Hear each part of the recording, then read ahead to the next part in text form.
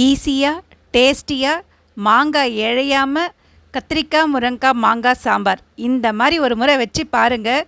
உங்களை பாராட்டுறவங்களே இருக்க மாட்டாங்க. Welcome to Anees food corner. துவரம்பருப்பு நான் 100 கிராம் அளவுக்கு எடுத்துகிட்டு இருக்கேன். நீங்கள் எந்த அளவுக்கு சாம்பார் செய்ய போகிறீங்களோ அந்த அளவுக்கு துவரம்பருப்பு எடுத்துக்கோங்க. அதை முதல்ல தண்ணி ஊற்றி நல்லா கழுவி எடுத்துகிட்டு வந்துடுங்க. இப்போ அதில் இன்னும் கொஞ்சம் தண்ணி சேர்த்துடுங்க. சேர்த்துட்டு மஞ்சள் தூள் பெருங்காயம் இதில் சேர்த்துடுங்க. சேர்த்துட்டு எல்லாத்தையும் நல்லா கலந்து கொடுத்துடுங்க. நான் கத்திரிக்காய் முருங்கைக்காய் மாங்காய் சாம்பார் உருளைக்கிழங்கு பொரியல் செய்ய போகிறேன். அதனால் உருளைக்கிழங்கு நம்ம தனியாக வேக வைக்காமல் இந்த மாதிரி பருப்புலேயே போட்டிங்கன்னா உருளைக்கிழங்கும் சேர்ந்து வெந்துடும். இந்த மாதிரி உருளைக்கிழங்கு நல்லா சுத்தம் பண்ணிவிட்டு அதில் மண்ணெல்லாம் இருக்கும், நல்லா சுத்தம் பண்ணிவிடுங்க. பண்ணிவிட்டு இந்த மாதிரி 2ஆக அரிஞ்சிட்டு பருப்புலேயே சேர்த்துருங்க. அது கூடவே ஒரு 2 பூண்டு சேர்த்துக்கோங்க. சேர்த்துட்டு தண்ணி ஊற்றிட்டு நீங்கள் குக்கர் மூடி 2 விசில் வச்சுருங்க. பருப்பும் நல்லா வெந்து வந்துடும், உருளைக்கிழங்கும் கரெக்டான பதத்துக்கு வெந்து வந்துடும். இப்போ இதுலேருந்து உருளைக்கிழங்கு தனியாக எடுத்துட்டு இப்போ பருப்பை நல்லா கடைஞ்சி வச்சுடுங்க.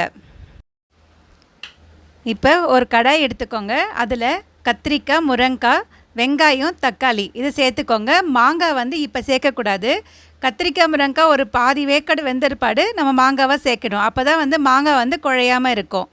இப்போ இது கூடவே மிளகாய்த்தூள் மஞ்சள் தூள் உப்பு சாம்பார் பொடி இதையும் இதில் சேர்த்துடுங்க.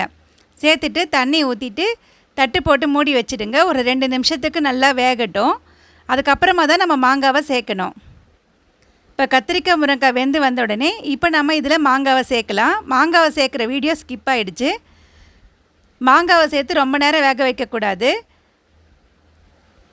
இப்போ ஓப்பன் பண்ணி பார்க்கலாம். பாருங்கள், கத்திரிக்காய் முருங்கைக்காய் மாங்காய் எல்லாம் வெந்து வந்திருக்கு. இப்போ நம்ம பருப்பை இதில் சேர்த்துடலாம்.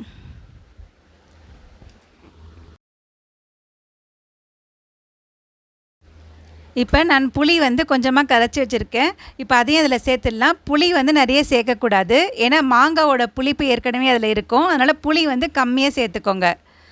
சாம்பார் அதிக நேரம் கொதிக்கவும் விடக்கூடாது. உப்பு புளிப்பு காரம் எல்லாம் கரெக்டாக இருக்கான்னு செக் பண்ணிக்கோங்க.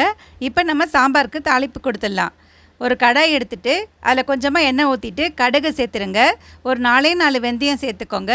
அது கூடவே கொஞ்சமாக சீரகம் சேர்த்துக்கோங்க. இது எல்லாம் நல்லா புரிஞ்சு வந்த உடனே 2 வரமிளகாய் சேர்த்துருங்க. கருவேப்பிலை சேர்த்துருங்க.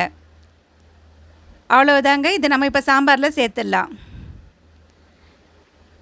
சுவையான கத்திரிக்காய் முருங்கைக்காய் மாங்காய் சாம்பார் சூப்பராக ரெடி ஆகிடுச்சுங்க. இந்த மாதிரி சிம்பிளான ரெசிபீஸ் ஈஸியாகவும் டேஸ்டியாகவும் செய்கிறதுக்கு மறக்காமல் நம்ம சேனலை சப்ஸ்கிரைப் பண்ணிவிடுங்க. இந்த வீடியோஸ்க்கெல்லாம் பிடிச்சிருந்தா ஒரு லைக் போட்டு விடுங்க. உங்கள் ஃப்ரெண்ட்ஸ் அண்ட் ஃபேமிலிக்கும் இந்த வீடியோஸ் எல்லாம் ஷேர் பண்ணி விடுங்க. பாருங்கள், மாங்காய் இழையாமல் எப்படி செண்டாக வந்திருக்கு. மாங்காய் நல்லா இழைஞ்சிருச்சுன்னா சாம்பார் ரொம்பவே புளிப்பாயிடும். அதனால் இந்த மாதிரி வைங்க, சூப்பராக இருக்கும். நீங்களும் உங்கள் வீட்டில் கண்டிப்பாக ட்ரை பண்ணி பார்த்துட்டு எப்படி வந்ததுன்னு கமெண்ட் பண்ணுங்கள். நன்றி, வணக்கம்.